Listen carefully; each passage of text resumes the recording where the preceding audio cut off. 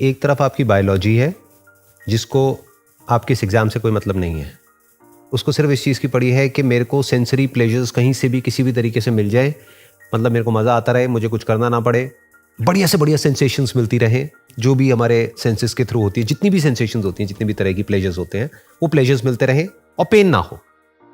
Yes sir. तो basically जो fundamentally जो प्रॉब्लम है वो ये है कि अब या तो ये जो पढ़ाई आप कर रहे हो, ये जो तैयारी कर रहे हो, ये प्लेजर होता उससे बड़ा या एटलीस्ट उतना ही जितना कि वो है, वो जो सेंसरी प्लेजर्स हैं आपके लिए, है ना। बट ऐसा तो है नहीं, क्योंकि अगर वो होता तो ये क्वेश्चन ही नहीं उठता। Yes sir. वो आपके लिए पेन है, तभी तो वहाँ पे ध्यान को लगाना पड़ रहा है। यस और ध्यान अपने आप कहीं और लग रहा है।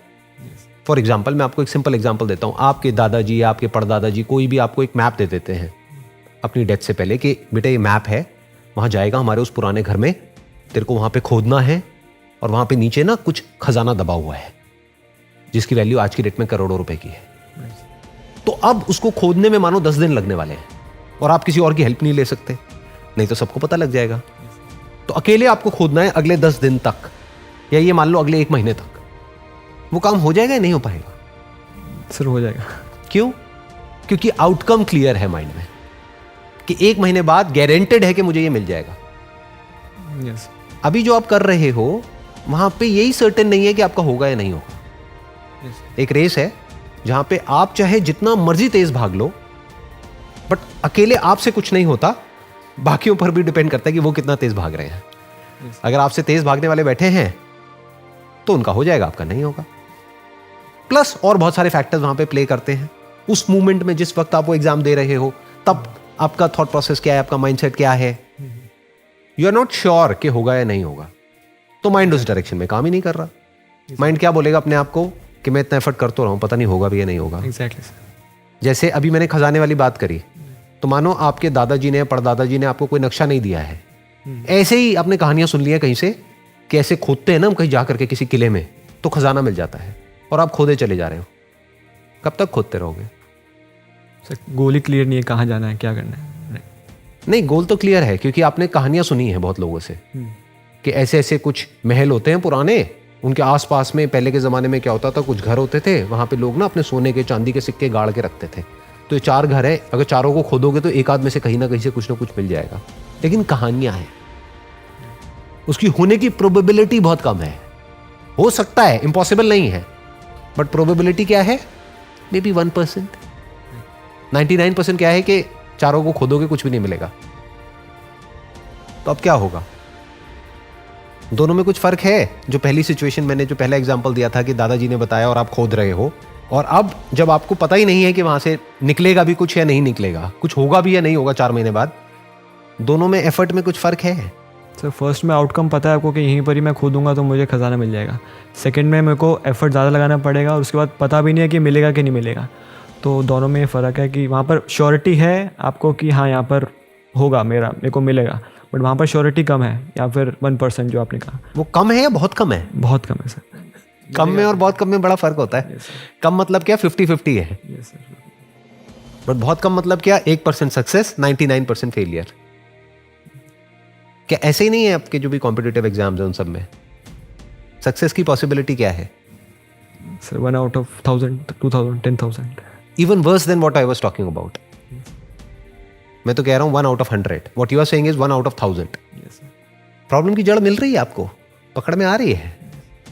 प्रॉब्लम ये नहीं है कि आप एफर्ट नहीं कर सकते हो फिजिकली या मेंटली।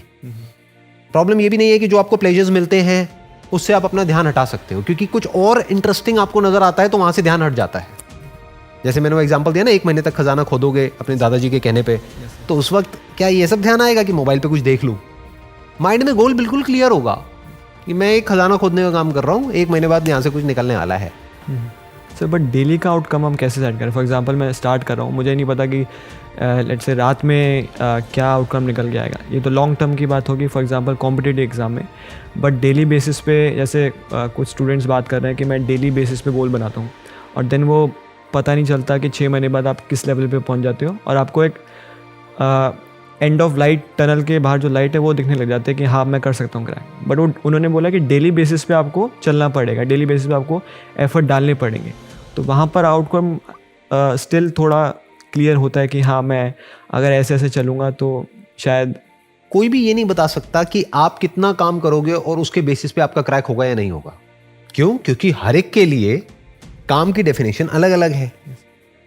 आप हो सकता है दिन में 4 घंटे काम करोगे और कोई सीनियर है जिसका क्रैक हो गया है, उसने आकर के आपको सलाह दे दी कि भाई इस तरह से अगर आप डिसिप्लिन को आप फॉलो करोगे, डेली दिन में 4 घंटे करोगे या 6 घंटे करोगे और ये नहीं करोगे तो आपका हो जाएगा। वो किस बेस पे बोल रहा है?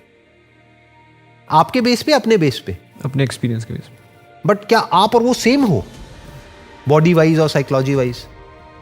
आपकी जो साइकोलॉजी है, आपकी जो बॉडी है, वो सेम है या अलग अलग है? बिल्कुल अलग अलग है। तो फिर ये फॉर्मूला कहां से आया? अब मैं आपको डिमोटिवेट नहीं कर रहा हूं, मैं आपसे सिर्फ क्वेश्चनिंग कर रहा हूं। कुछ लोग जो इंटेलिजेंट नहीं है ना, वो इन बातों को ये समझेंगे कि मैं डिमोटिवेट कर रहा हूं। मोटिवेशन का मतलब वो क्या समझते हैं कि कहीं भी रेस हो रही है, वहां पे जाकर के बोलते रहो अरे बहुत बढ़िया हो जाएगा, तेरा हो जाएगा, never give up, go on go on go on. ये नहीं है मोटिवेशन। मैं क्या कर रहा हूं, मैं आपसे एक्चुअल में समझने की कोशिश कर रहा हूं कि प्रॉब्लम क्या है, उसकी जड़ क्या है और उसका सोल्यूशन क्या है। सो जो प्रोडक्टिविटी की डेफिनेशन है वो सबके लिए अलग अलग है। ऐसे ऐसे लोग हैं जिनका पास में क्रैक हुआ है। मेरी बात को वेरीफाई करना हो तो उन लोगों से जाकर के बात कर लो जिनका क्रैक हुआ है, 10 अलग अलग लोगों से। 10 का प्लान सेम नहीं मिलेगा। कोई होगा जो कहेगा कि मैंने दिन में 2-3 घंटा काम किया, बाकी टाइम रिलैक्स किया। कोई होगा जो कहेगा मैंने तो दिन में 12-12 घंटे काम किया। उसका भी हो गया, उसका भी हो गया। अब आपके लिए दोनों में से सही कौन सी है? ऐसे समझना होता है कि 10 अलग अलग लोग अपनी अलग अलग स्ट्रैटेजीज बताएंगे। अगर आप ध्यान से समझोगे कि उसने क्या किया, कैसे किया। उन 10 में से किसी की गर्लफ्रेंड होगी, किसी की नहीं होगी। तो जिसकी नहीं होगी वो कहेगा कि मैं इन चक्रों में नहीं पड़ा, इस वजह से मेरा हो गया। Yes exactly. जिसकी होगी वो कहेगा कि उसने ही मुझे हेल्प किया। किसी का ब्रेकअप हो गया होगा तो वो कहेगा कि मेरा ब्रेकअप हो गया, इस वजह से मेरा नहीं हुआ। कोई दूसरा मिलेगा जो कहेगा मेरा ब्रेकअप हो गया, इसी वजह से मेरा हो गया, क्योंकि मैंने अपना सारा गुस्सा वहां निकाल दिया। तो कोई फॉर्मूला तो है ही नहीं। आप मेरे से भी क्या चाहते हो? फॉर्मूला। जिससे भी आप बात करते हो आप क्या चाहते हो? फॉर्मूला। बट आपका कैसे क्रैक होगा, कैसे नहीं होगा, उसके लिए सबसे पहला स्टेप क्या होगा? पहले आपकी पर्सनैलिटी को समझना, आपकी साइकोलॉजी को समझना, आपके बैकग्राउंड को समझना। कुछ ऐसा हो सकता है कि जो भी आप तैयारी कर रहे हो इसको क्रैक करने के लिए, वो इंटरेस्टिंग हो जाए, उसमें मज़ा आने लग जाए। Sir I have tried many times actually. जो मैंने ये फॉलो करा था 10-15 दिन का, कि 15-20 डेज़ में पढ़ता हूँ, फिर देन ब्रेक हो जाता है। देन नेक्स्ट टाइम जब मैं प्लानिंग करता हूँ तो मेरा बेसिकली ये होता है कि जो पुरानी प्लानिंग है उससे थोड़ा सा डिफरेंट हो, बिकॉज अब फिर से उसी जोन में जाएंगे तो कहीं ना कहीं आपका जो माइंड कहेगा कि नहीं, आप 7 से 11 मैथ्स पढ़ते हो तो अब 7 से 11 थोड़ा कोई अदर सब्जेक्ट पढ़ो। इसमें मेन सब्जेक्ट्स कौन से हैं जिस पे आपको सबसे ज़्यादा ध्यान देना है? Basically mathematics. तो बेसिकली इसमें आप कह रहे हो कि जो एग्जामिनेशन आपको क्रैक करना है इसमें मैथमेटिक्स का बहुत बड़ा रोल है, सबसे बड़ा रोल उसी का है। जी सर। तो अब आपको क्या चाहिए कि किसी तरीके से उस सब्जेक्ट में आपको मजा आने लग जाए, उस सब्जेक्ट में इंटरेस्ट आ जाए। उससे ज़्यादा जितना कि आपको मोबाइल पे टाइम पास करने में आता है तो काम हो गया ना। Yes sir. ये है प्रॉब्लम की जड़। तो अब वो कैसे होगा? मैथमेटिक्स में इंटरेस्ट कैसे आएगा?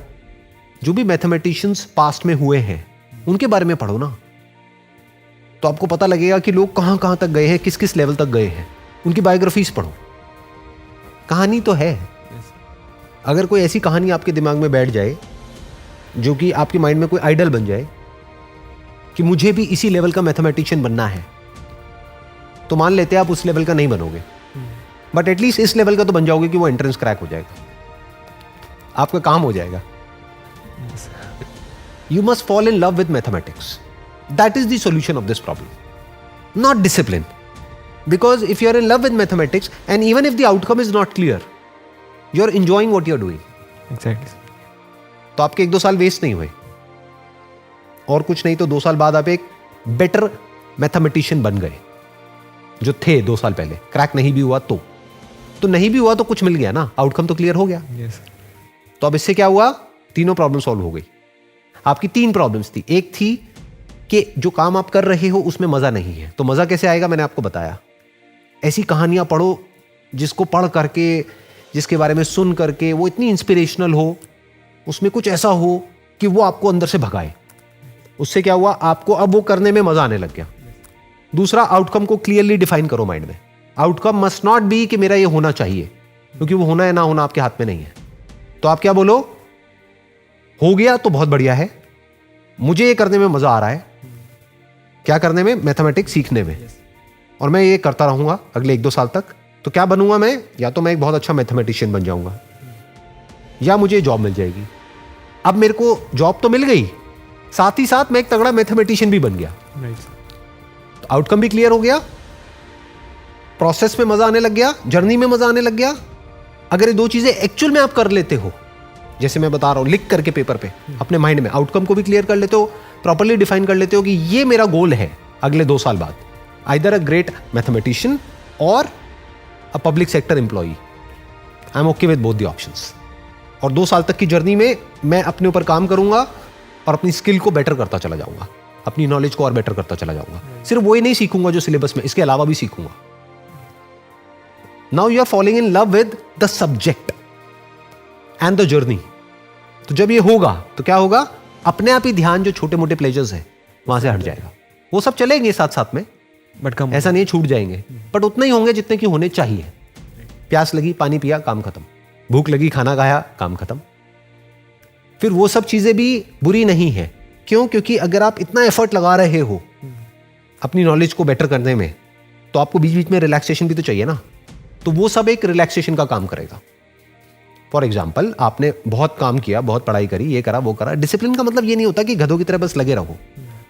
उसका मतलब क्या है कि आपने 2, 4, 5 घंटे में आपने क्या अचीव किया है। तो आपको ये समझ आया कि अच्छा, मैं यहां था 3 घंटे पहले, अब मैं यहां आ गया हूं।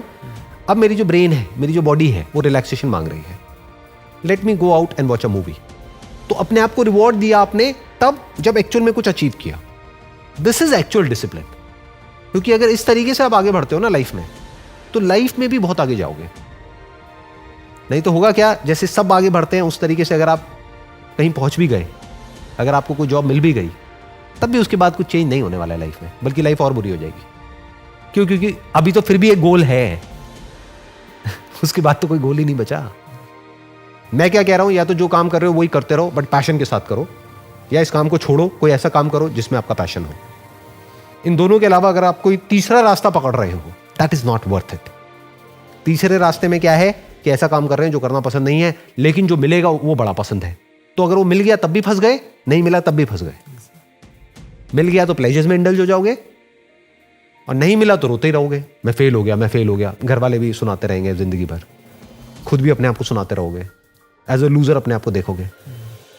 तो जिस रास्ते की मैं बात कर रहा हूं उसमें आपका फायदा ही फायदा है, नुकसान है ही नहीं।